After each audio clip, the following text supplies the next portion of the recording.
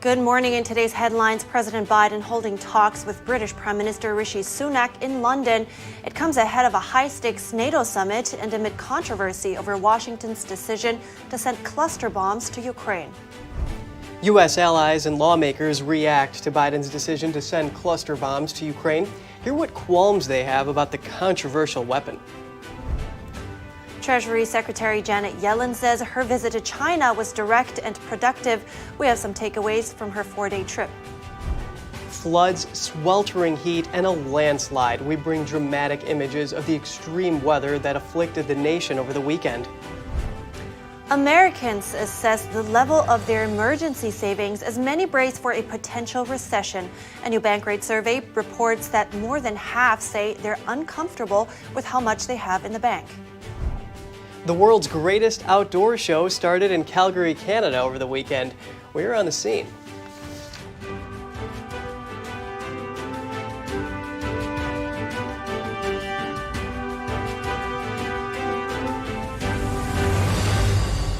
Good morning. Welcome to NTD. I'm Kevin Hogan. Good morning, everyone. I'm Evelyn Lee. Today is July 10th. Happy Monday, everyone. Yes, we hope everyone had a great weekend, and we have some really good news for you. An ISIS leader was taken out.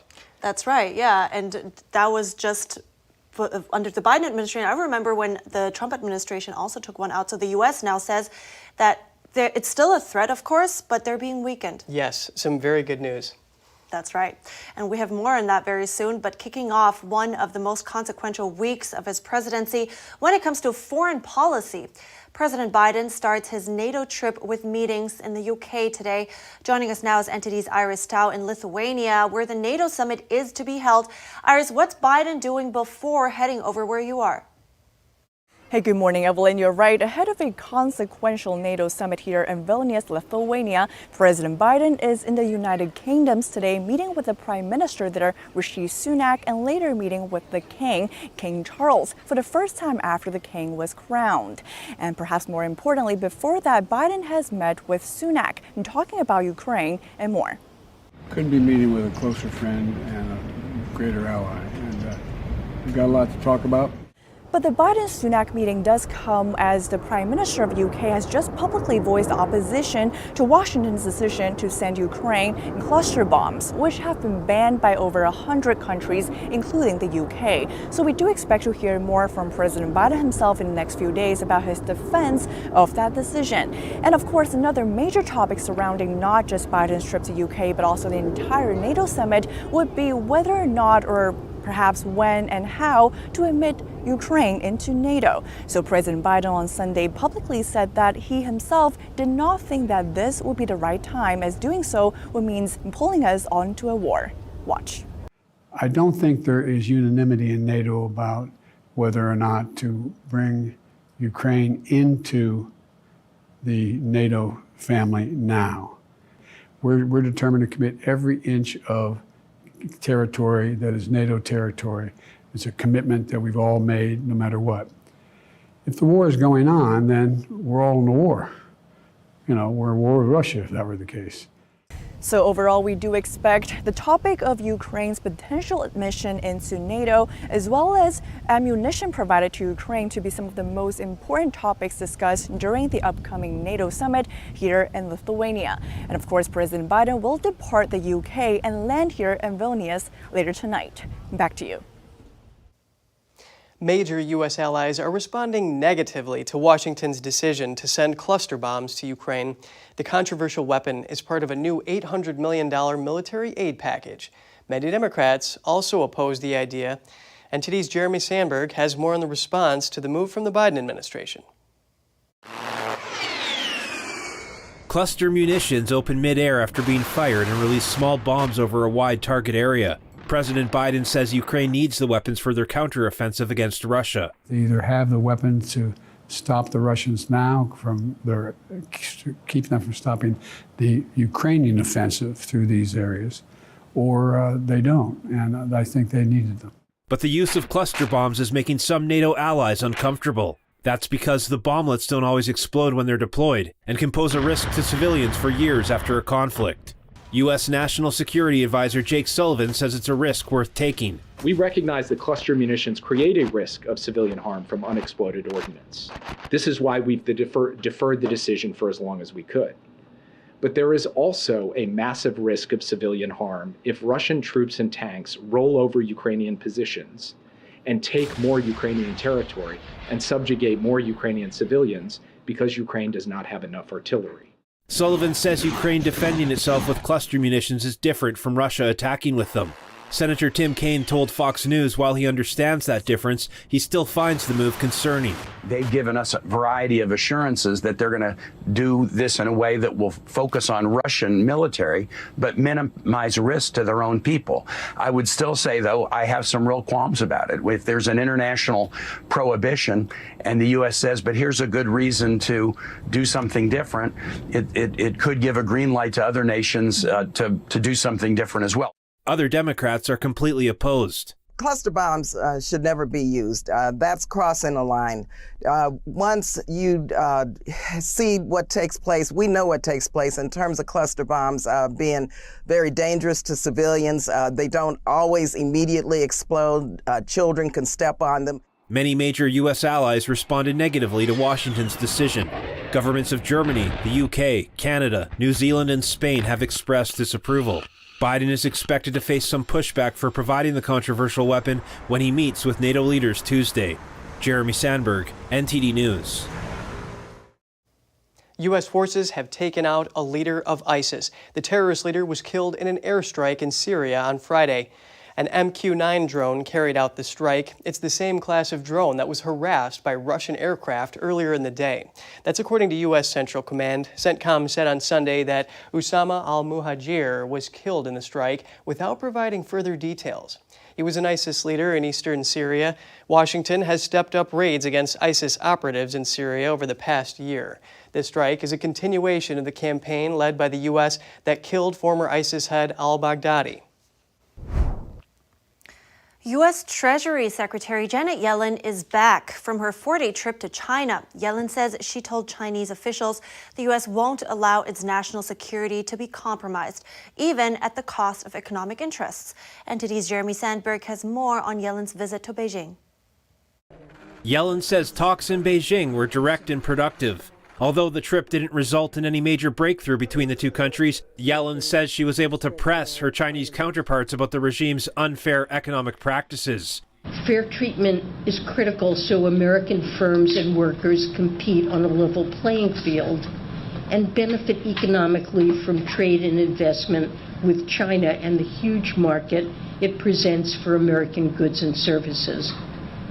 I also expressed my worries about a recent uptick in coercive actions against American firms. The visit came just days after China retaliated in a tech war with the U.S. by announcing restrictions on exports of 2 strategic materials needed to make semiconductors, solar panels, and electric vehicles.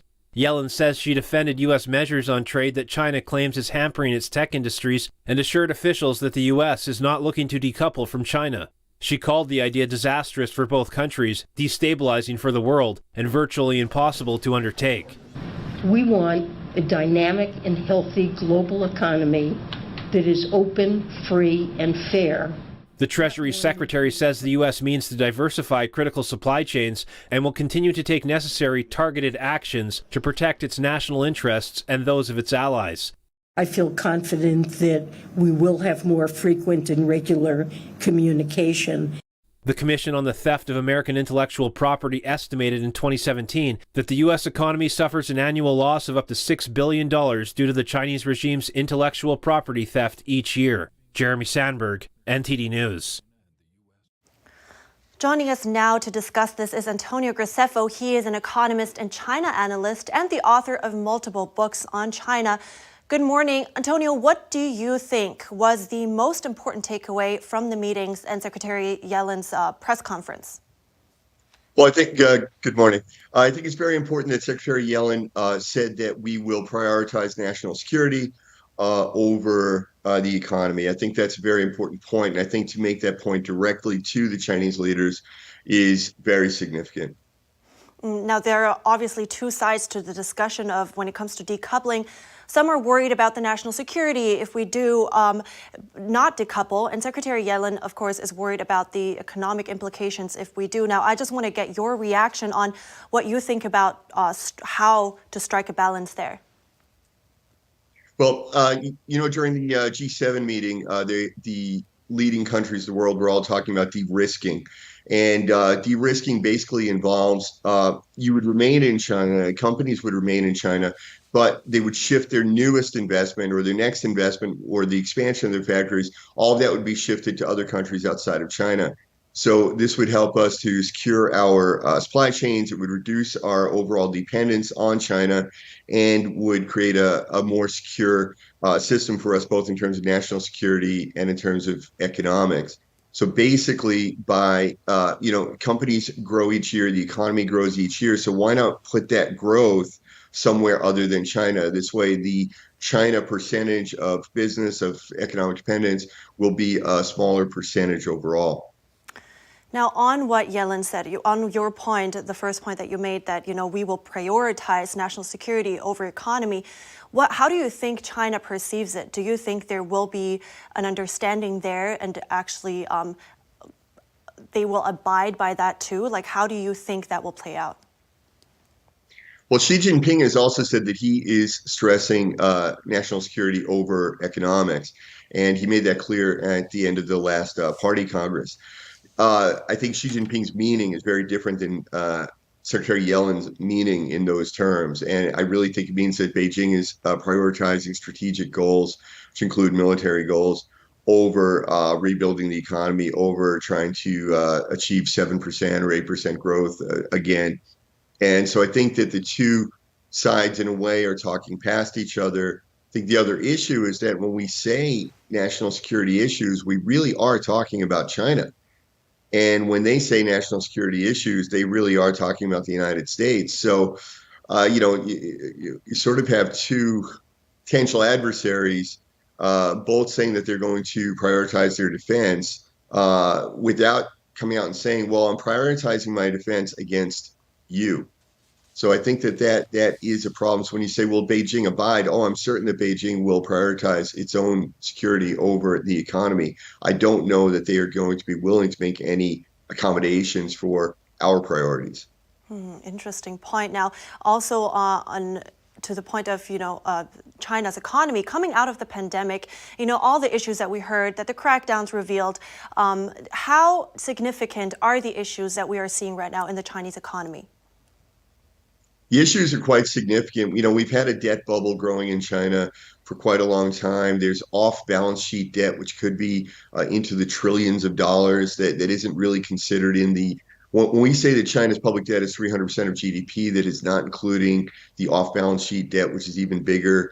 We've got over 20% unemployment among youth in China. We have this lying flat culture that's coming up because wages are too low, jobs are too hard to find. So young people aren't, a lot of young people just given up. We have demand down around the world for services and goods all around the world. We have exports slowing. We have factory activity in China slowing. It's not grinding to a halt, but it is slowing.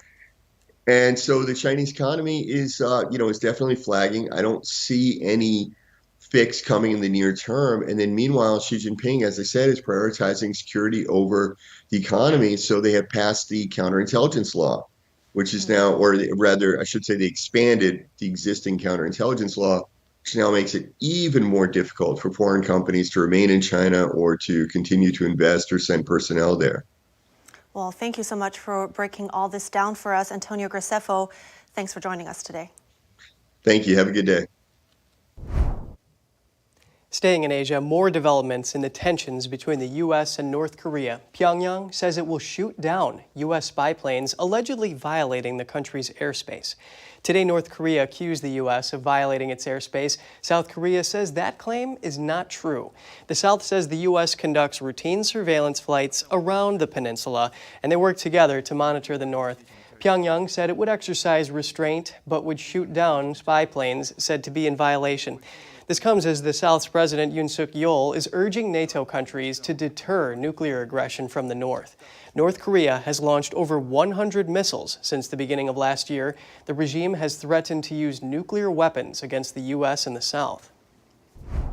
And coming up after the break, some nasty weather in the U.S. brings dramatic scenes of flooding in the east, while a landslide collapses homes out west. And we get some legal analysis on the ruling that allows so-called ghost guns. A court reversed the ban on them, saying the ATF overstepped its authority. Will the Constitution play a key role on appeal?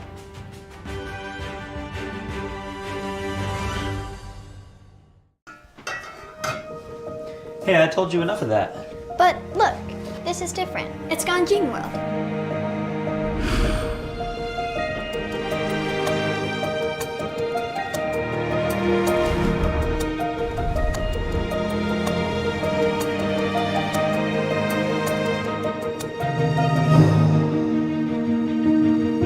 Ganjing World. Family-friendly entertainment. Determination he or she would need to face even a day without legs? But do we really? You know, here's the bullet right here. Holy moly. And it's pretty high. It's almost to my neck. This whole big body's going to get in that little box.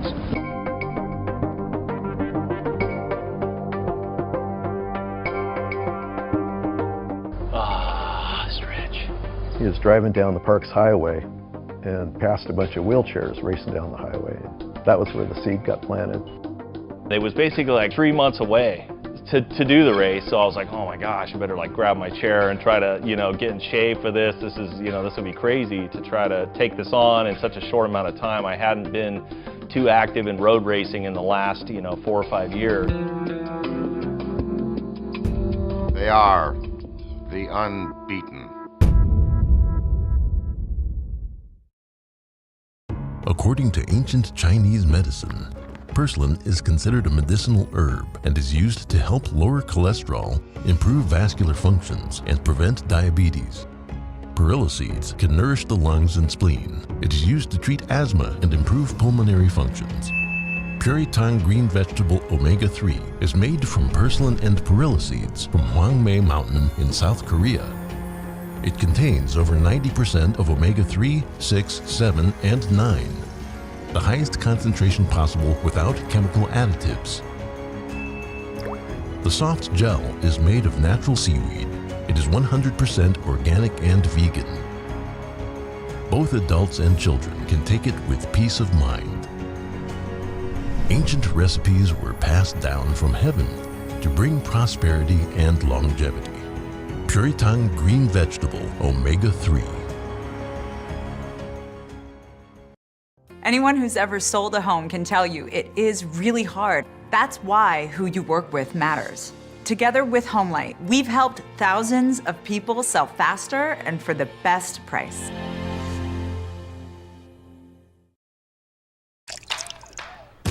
You're not gonna get it all right. Just make sure you nail the big stuff. Mama! Like making sure your kids are in the right seat for their age and size. Get it right at nhtsa.gov/therightseat.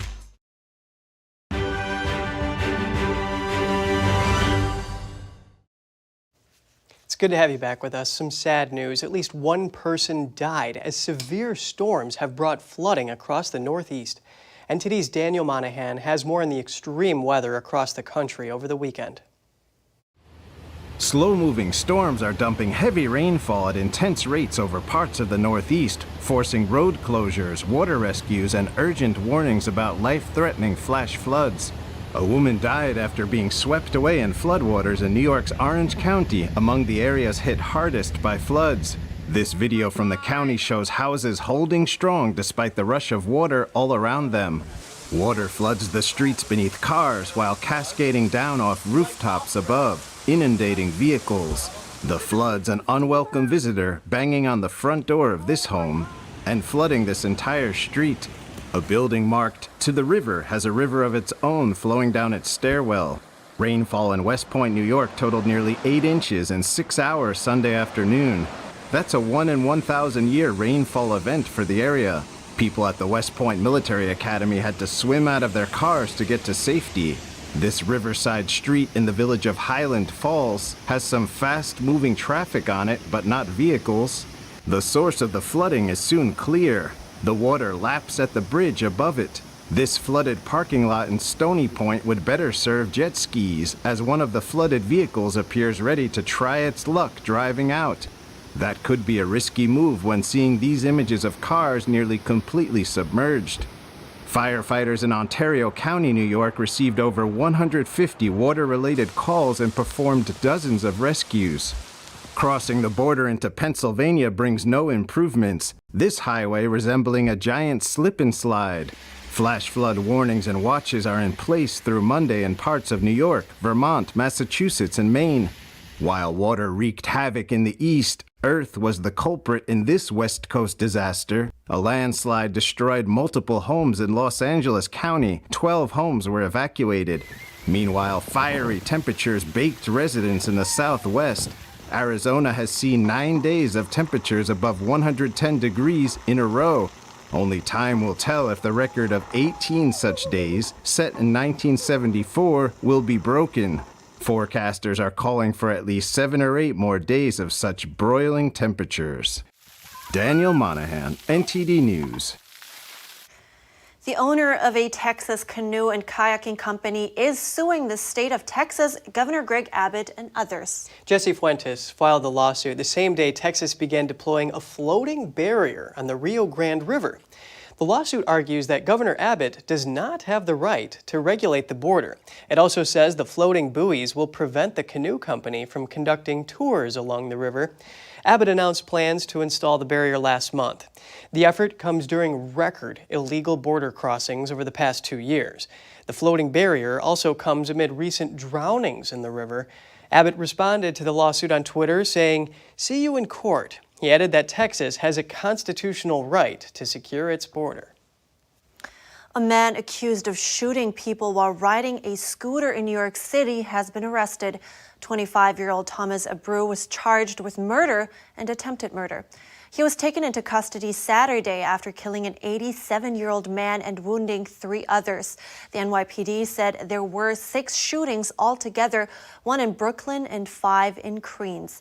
No one was injured in 2 of the shootings. Abreu was arrested without incident on Saturday. Police sent out an image pulled from a video, and officers spotted him a couple hours after the first shooting. Police confiscated a scooter and a 9mm handgun with an extended magazine. Police said the motive for the attack is unknown, and the suspect appeared to be shooting people randomly. The city of Philadelphia is suing manufacturers of homemade guns called ghost guns. It comes after a shooter killed 5 people and injured 2 children. Police said the suspect used an AR-15 style rifle. Meanwhile, a federal judge has reversed the ATF's ban on ghost guns. We hear some legal analysis on this ruling. Joining me now is Autumn Patterson, who's a senior attorney at the Texas Public Policy Foundation. Thank you so much for your time today, Autumn. Absolutely. I'm happy to be here.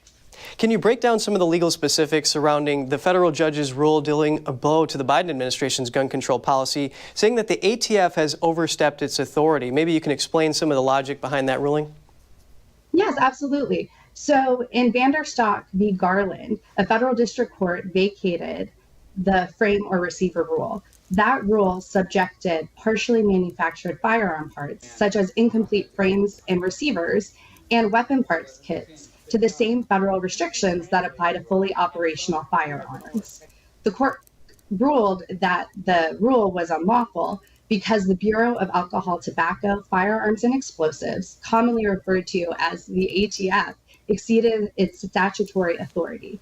ATF is a creature of statute, and that means that it has only the power that has been delegated to it by Congress. So the court explained that ATF could not adopt an overly expansive interpretation of statutory provisions in order to reach out and regulate items that fall outside of its statutory purview. So, Autumn, is the central focus here is on whether parts are guns or not, that they're simply just parts, is that right? Correct.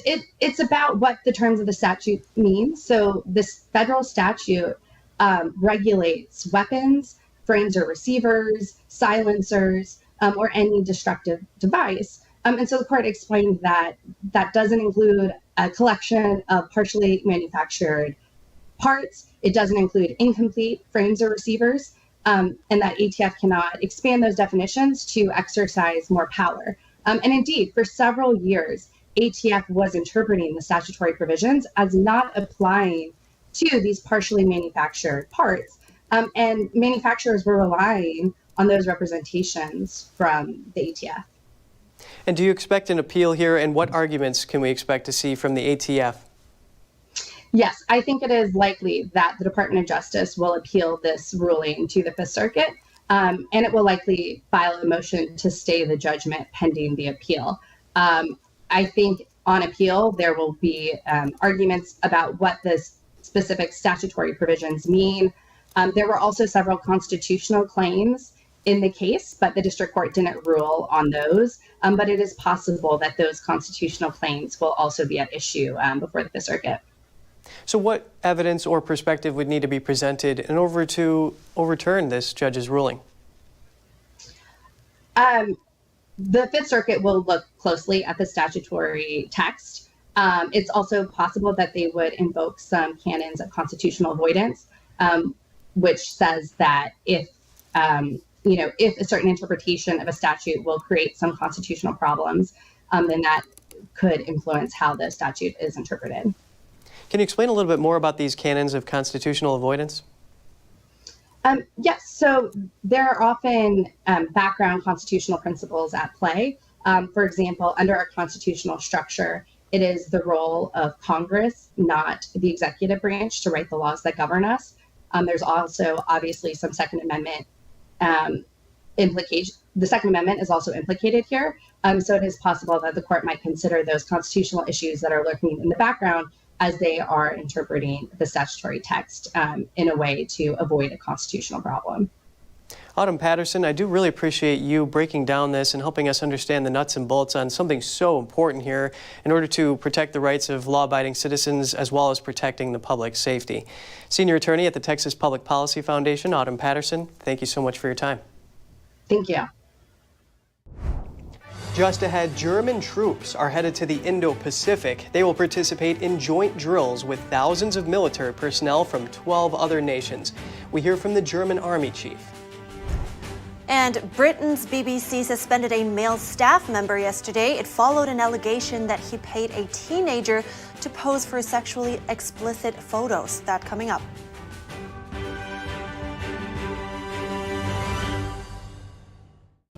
The stories that need to be told, the voices that need to be heard, the truth that you need to see. Get unbiased and in-depth news. Don't miss a beat. I'm Stephanie Cox. At NTD, we're here for you. What is China like really? Is it defined by its giant economy, an oppressive government, or its people? By the worst persecutors or the most courageous freedom fighters? We're lifting the veil to look at global impacts and how close the regime is to your doorstep. From eyewitnesses and analysts, get the facts. Here on China in Focus.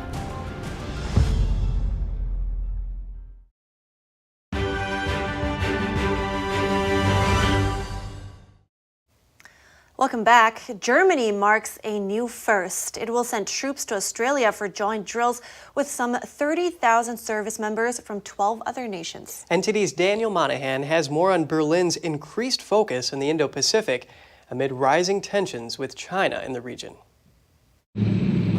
In recent years, Germany has shown a greater military presence in the Indo-Pacific region, even as this means walking a tightrope between its security and economic interests, as China is Berlin's most important trading partner. German Army Chief Alfons Meis reacts. I guess it's not about sending a signal against anyone. We have just taken note of the German government's national security strategy. China plays a certain role in it.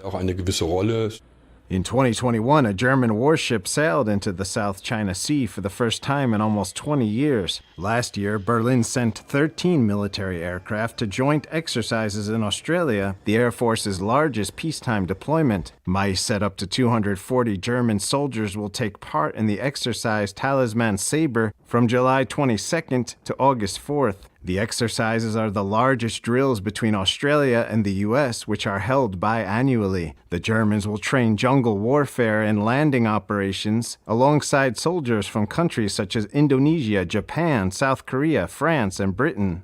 I think it makes sense in principle to look at how others see the world.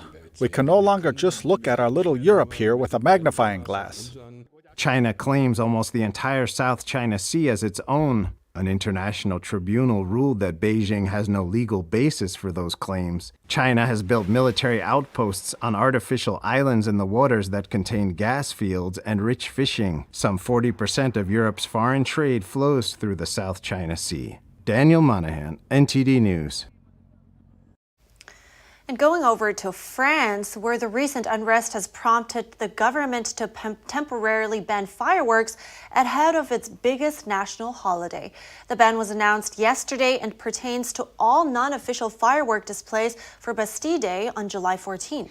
Recent weeks have seen an upsurge of bottle rockets and other fireworks being shot at police across the country. The ban forbids the sale, possession, transport, and use of pyrotechnical articles and fireworks through July 15th. Authorized public fireworks shows remain unaffected by the ban. It's currently unclear whether the ban will have any impact on the supply, as many rioters obtained fireworks via social media. Protests in France escalated in recent weeks over the killing of a teenager who was shot and killed by French police during a traffic stop. And at least 300 migrants have disappeared on their way from Western Africa to Spain's Canary Islands. This according to migrant aid group Walking Borders. 3 boats, each carrying between 50 and 200 people, have been missing for over 2 weeks. The families of those on board have reportedly not heard from them since they left. All 3 boats left from Senegal, around 1,000 miles from the Canary Islands. The islands have become a main destination for migrants trying to reach the Spanish mainland. The migration route is considered one of the deadliest in the world. It is typically used by migrants from sub-Saharan Africa. Official data shows almost 600 people died last year in attempts to reach the Canary Islands, over 20 of whom were children. And now going on to some short headlines from around the world. A bishop of the Church of England in the UK is questioning the use of the word father. In the bishop's words, it may be problematic for those whose experience of earthly fathers has been destructive and abusive. It was reported the church was considering scrapping the term Our Father in favor of either a female or gender-neutral alternative. Dutch Prime Minister Mark Rutte unexpectedly said today he would leave politics after the upcoming election. It marks the end of his run as the longest-serving government leader in Dutch history. Coalition partners of Rutte's party made it clear over the weekend that they largely blamed him for the cabinet crisis. That was for pressing for limits on family migration. A 25-year-old man was suspected of attacking a kindergarten in China's Guangdong province on Monday, killing 6 people and injuring 1. Eyewitness footage showed lifeless bodies on the ground outside the kindergarten and police officers and ambulances at the site. Police say the suspect has been detained, adding they were investigating. Nearly 50,000 Russian men have died in the war in Ukraine. That's according to the first independent statistical analysis of Russia's war dead by 2 Russian media outlets. The outlets calculated the excess mortality by drawing on inheritance records and official mortality data. They estimated how many more men under age 50 died between February 2022 and May 2023 than normal. Britain's BBC suspended a male staff member yesterday. It followed an allegation that one of its star presenters paid a teenager thousands of dollars to pose for sexually explicit photos, beginning when they were 17 years old. Here's more.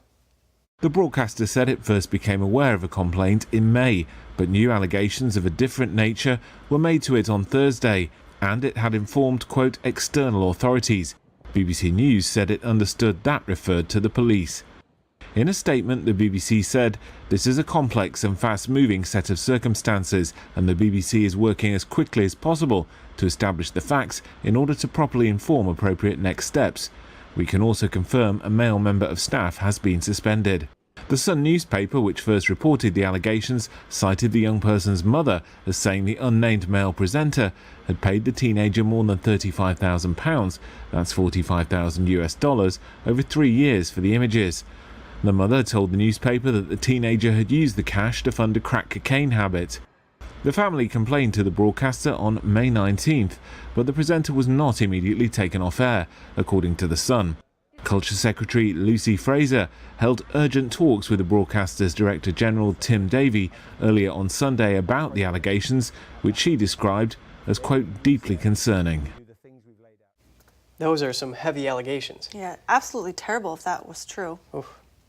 And coming up for you, we have a new study that shows that Texas abortion laws may have increased the number of births in the state. We hear from a pro-life organization. And Americans assess the level of their emergency savings as many brace for a potential recession. A new survey reports more than half say they're uncomfortable with how much they have in the bank.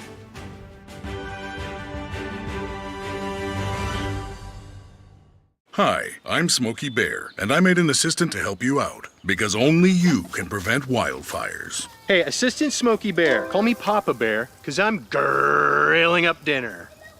Do you get it? Yes, good job. So, what should I do with all these coals? Don't just toss them out. Put them in a metal container because those embers can start a wildfire. I understand. The stakes are high. Ha ha ha ha. See, Smokey thinks I'm funny.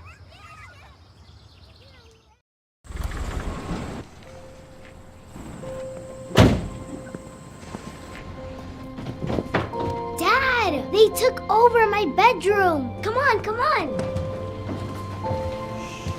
Okay, Dad. 1, 2, 3.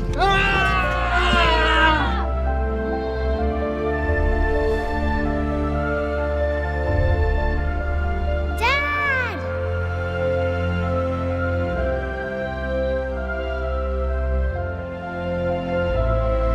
You saved me. Dad? Are you okay? I'm fine, dear.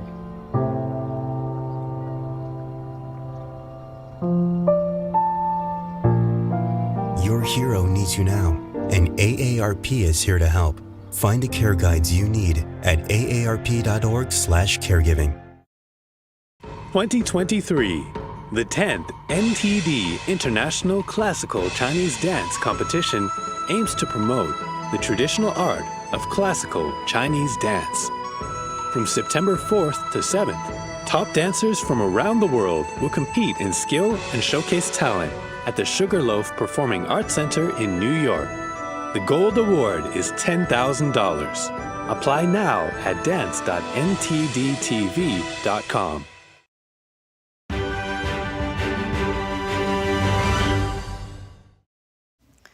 Good to have you back. Researchers at Johns Hopkins found that Texas abortion laws may have increased the number of births in the state. NTD spoke with the executive director of a Texas pro-life organization to learn more about the abortion ban's impact.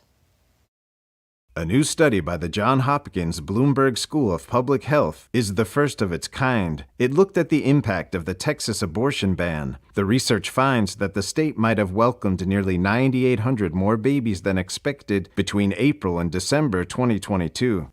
That was the result of a law called the Texas Heartbeat Act, which protects babies from abortion when their heartbeats can be detected.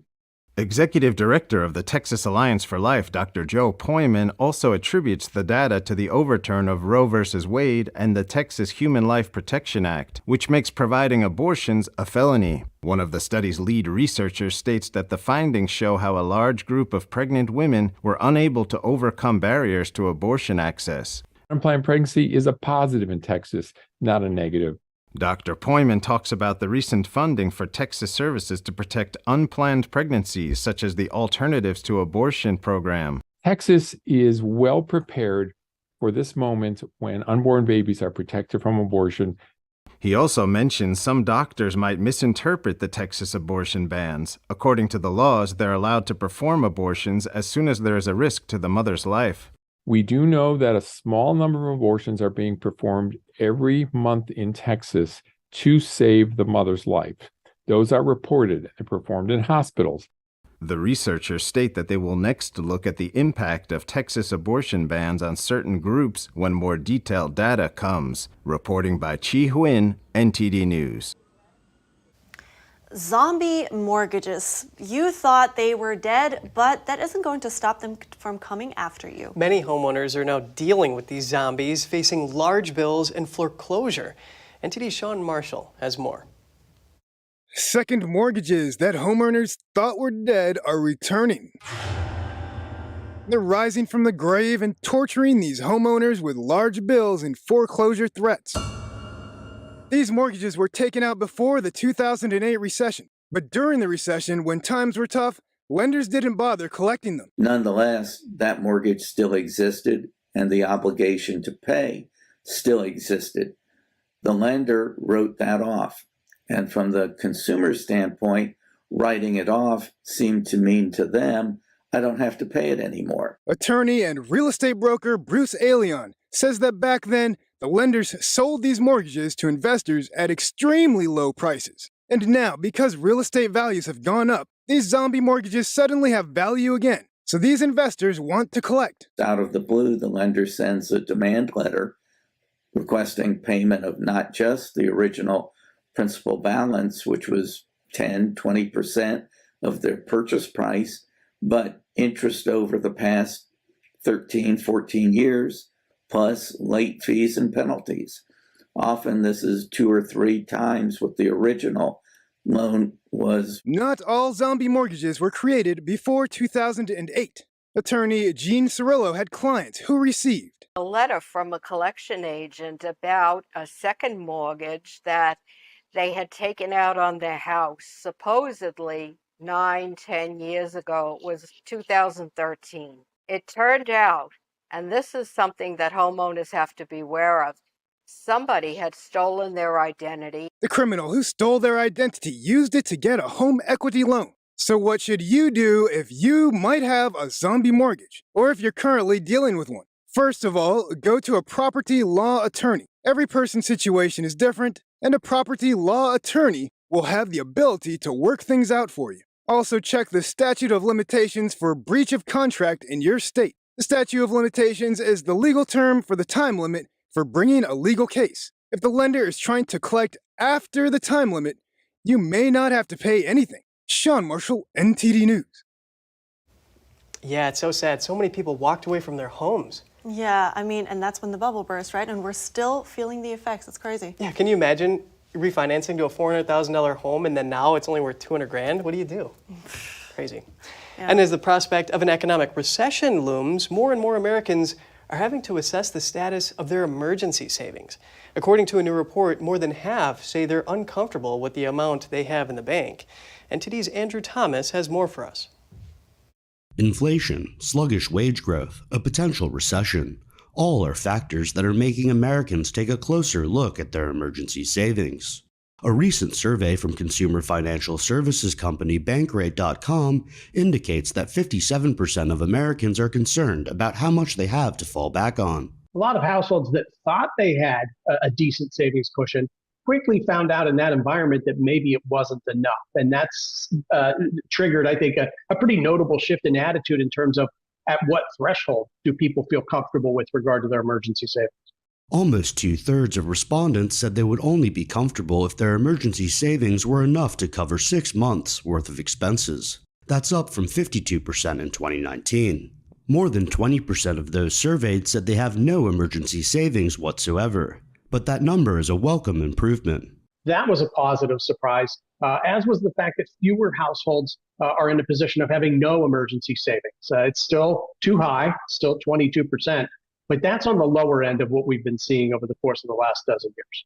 Persistent inflation has made it even more difficult for Americans to save for emergencies. Many are struggling to juggle the need to be prepared with covering everyday expenses. It is tougher than ever to save now because of the effect that the inflation has had on household budgets. It's really stretched household budgets. It's made it very difficult to save, particularly if you wait until the end of the month and try to save once all the bills are paid.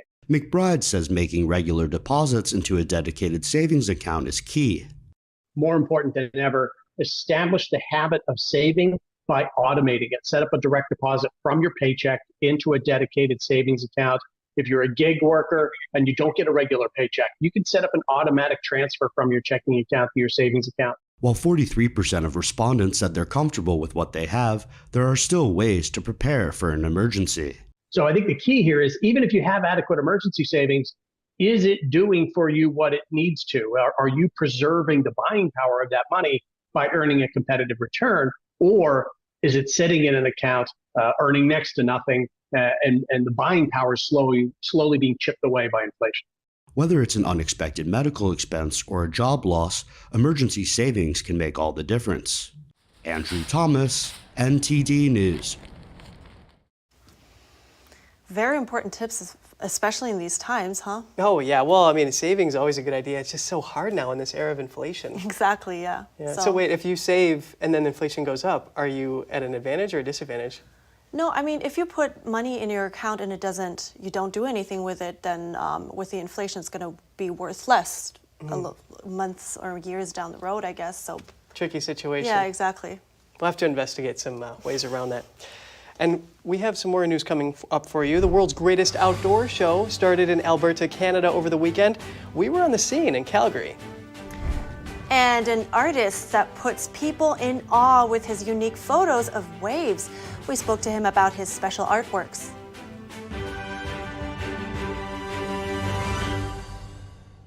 Stay tuned to get 2 rolls of alien tape free. You wouldn't stick your mother-in-law on the wall, but you could with alien tape. It just sticks. Just peel and stick to make anything stay in place quick. Brick, pavers, marble, tile, plastic, even leather. Nothing works better than alien tape.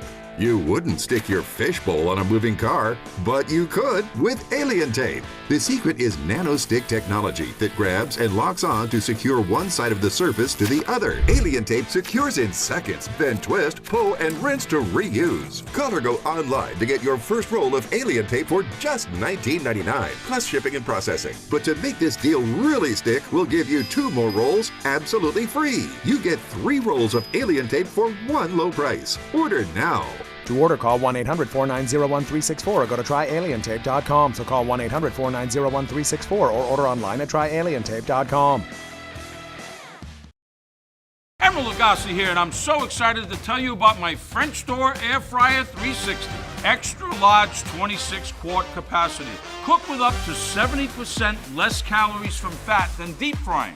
That's a big deal, my friend. 360 degrees of superheated air gives you fast, even cooking. My 10-in-1 French door Air Fryer 360s grills, air fries, dehydrates, roasts, bakes, broils, proofs, slow cooks, and toasts. This baby does it all. These French doors are a game changer.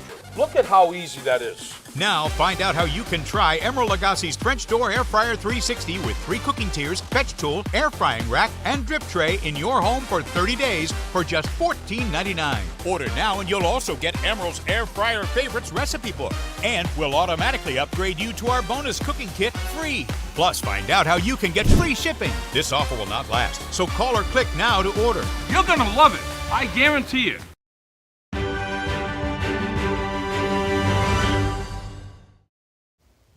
Welcome back. And over the weekend in Canada, the 110th anniversary of the Calgary Stampede kicked off. NTD was on the scene to check out the 10-day celebration. Let's take a look. A march through tradition, history, and Calgary's culture, the 2023 Calgary Stampede kicked off with its annual event with the parade on July 7th. The crowd swarmed with anticipation. I'm very, very happy to be here today. This is a fantastic parade. It's a dream come true things for me. First time I'm seeing that Stampede parade. Yeah, all the rodeos, the military. Yeah, it's just fantastic seeing everybody come together. The Calgary Stampede is known as the world's greatest outdoor show. This year's parade welcomed more than 300,000 spectators. More than 100 cultural groups from around the world performed. The event attracts many celebrities.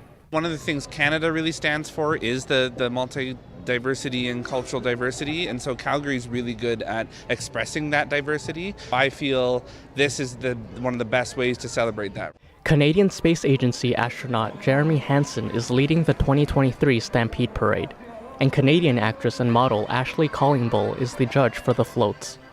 More than 100 cultural groups from around the world participated this year. One group was a Tianguo marching band, with hundreds of members from the United States and Canada. And celebrating traditional Chinese culture, the Falun Dafa team demonstrated the beauty of truthfulness, compassion, and forbearance to the audience. I think it's great to have those three principles. It's something that everyone should take consideration and try and do themselves. It was very festive and very exciting. I felt the impact of different cultures on our thinking. The Falun Gong team is also promoting Chinese culture. I think it's good for anyone in the world to do something sincere and kind. This traditional festival carries on the distinctive Western cowboy style and local multicultural characteristics, with a history of 110 years. I came here 35 years ago. Calgary is a horse town. It was for years and years. We're getting bigger now. I grew up around horses, enjoy a lot of this, so it's much fun. The Stampede attracts talented cowboy athletes from around the world to compete. The spirit of freedom, bravery, and pioneering has been passed down through the development of Calgary as a city, from generation to generation. It's really cool just to see how they preserve the culture and also just enrich it and strengthen it. There's a lot of fun, but it's also a spirit of the traditions that are around here. The Stampede will continue until July 16th. Wow, so many cultures. And I just love those headdresses on the Indian, Oh yeah, Native absolutely. Americans. Yeah. It looks like a huge party. I heard a lot about it. I heard it's really worth going. One of the largest rodeos in there as well, or something like that. Really fascinating. Yeah, nice. All right, next I spoke to a fine art photographer who takes images of the ocean that people rarely see themselves. The images give you a sense of peace, but little do people know that he's risking his life doing that. Here's the interview. Human is 60% water, and it's kind of natural that we're drawn toward water as an element. If you add to that the energy that's created in waves, which travels originally from the sun across the universe to the earth and creates those waves, it provides somewhat of a spiritual connection that leads you into deeper planes. And those things combined with the incredible beauty and the sport and excitement of chasing waves just lock me in for my life. What is it you want people to get from your artwork? When they look at your artwork, what feeling do you want them to have?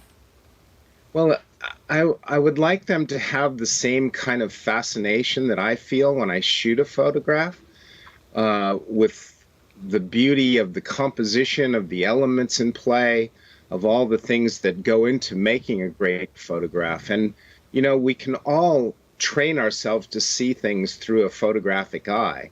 I meet a lot of people that look at my photographs and go, wow, I've never seen that before. And I think a lot of it causes them to want to go out and look in that way for those situations. And for me, what I would really like to impart with people is a real appreciation for the true gift that life is.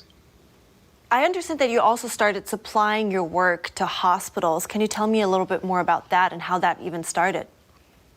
Sure. I have a gallery in San Diego, and we've become quite known for ocean art. And it was really interesting when Sharp Hospitals invited me to work on art for a new clinic in a little inland community. And what we found through research is that pictures of nature, and particularly pictures of water in nature, can really enhance and create a very opportune environment for the healing process. If you have a situation where people are in stress or duress, for example, in a hospital, and they can lock onto something, an image that's nature and it's water and it's familiar to them, they can use those images to create a sense of calm internally and really enhance the healing process. I recently received a letter from a woman in a Sharp hospital who told me exactly what I just told you. She locked onto an image. She was dealing with terminal cancer, and the image was of a beach in Imperial Beach where she grew up, and it reignited her faith, and it reignited her will to live, and she crawled back from the brink of death using the photographs in the hospital to fuel her comeback, so to speak. So I really believe that the work that I do in healthcare is some of the most meaningful, but not to discount all the collectors that I have that bring my art into their homes that also create great feeling and great spiritual uplifting moments in their home. That's awesome, and such great things that you can do with your artwork. Thank you so much for sharing the story with us, Aaron Chang. I really appreciate it. My pleasure. Nice to be with you guys. Wow, who would have known that, fine art can have such a big impact on the person? Yeah, it really broadens the mind, right? I mean, even in Chinese, the character for medicine has the word for music in it, right? Oh, I think, yeah, something like that, yeah. Yeah, really makes you think. That's true. And that's all for today's program. We'd love to hear from you at goodmorning@ntd.com. Shoot us an email if you'd like. Thanks for watching. I'm Evelyn Lee. And I'm Kevin Hogan.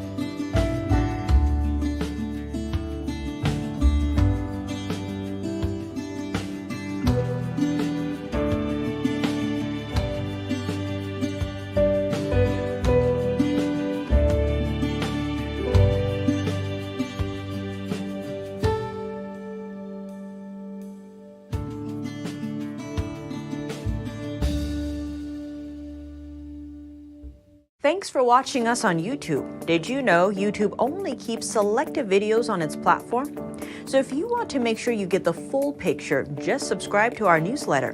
Go to newsletter.ntd.com and sign up. It's free.